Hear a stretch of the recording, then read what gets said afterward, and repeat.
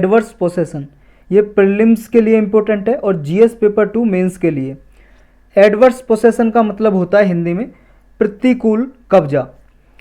Law commission of India ने कुछ recommendation दी हैं, सिफारिश की हैं कि जो लिमिटेशन एक्ट बना हुआ है 1963 का, इसके जो सेक्शन 64, 65, 111, 112 इनमें चेंज किया जाए और जो ये टाइम है ना एडवर्स पोसेसन का, इसको आगे एक्सटेंड किया जाए।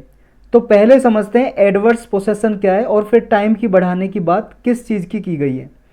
देखो ये सेक्शन आपको याद करने की ज़रूरत बिल्कुल नहीं है, लेकिन ये याद होना चाहिए कि लिमिटेशन एक्ट 1963 में एडवर्स पोसेसन के लिए प्रोविज़न दी हुई है, प्रतिकूल कब्जा। तो क्या होता है एडवर्स पोसेसन या प्रतिकूल कब्जा?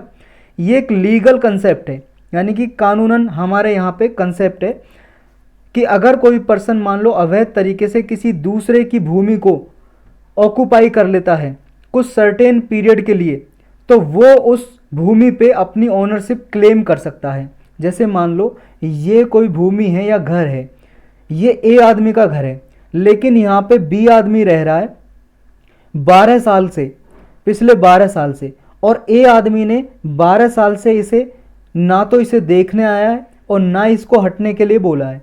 तो बी आदमी अगर 12 साल से रह रहा है और उसके पास सर्टेन डॉक्यूमेंट्स है कि वो 12 साल से रह रहा है इस ज़मीन पे, इस घर पे, तो फिर वो ये घर, ये ज़मीन इस बी आदमी का हो जाएगा इस लिमिटेशन एक्ट 1963 के अकॉर्डिंग।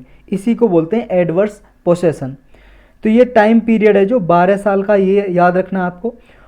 और देखो ये एडवर्स पोसेसन है इंडिया में, ये लीगल फ्रेमवर्क का ही पार्ट है। और इसमें जो आइडिया है कि प्रतिकूल कब्जा एडवर्स पोसेसन का, ये आइडिया इस पे बेस्ड है कि देखो लैंड है जो वो खाली नहीं होनी चाहिए, बल्कि उसका सही तरीके से यूज होना चाहिए, खाली पड़ी नहीं होनी चाहिए। तो जो एडवर्स पोसेसन के लिए क्लेम करता है ऑक्यूपायर, जिसने ज़मीन पे रह रहा है या घर पे रह रहा है, तो वो अनइंटरप्टेड पोसेसन होना चाहिए किसी लैंड पे, यानी कि वो कम से कम 12 साल तक उस भूमि पे रह रहा हो और उस भूमि पे रह रहा हो वो जो ट्रू ऑनर है भूमि का, उसके लिए हॉस्टाइल हो, ओपन हो, नोटोरियस हो। इंडियन लीगल सिस्टम ये बोलता है अगर ऐसा कोई आदमी 12 साल से या उससे ज़्यादा उस भूमि पे रह रहा है तो ओनरशिप क्लेम कर सकता है। ये लिमिटेशन एक्ट है जो 1963 का, ये बोलता है कि प्राइवेट लैंड है कोई, अगर उस पर 12 साल से रह रहा है कम से कम, तो क्लेम कर सकता है।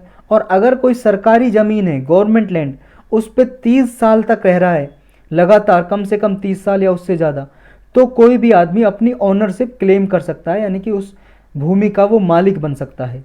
तो यही था।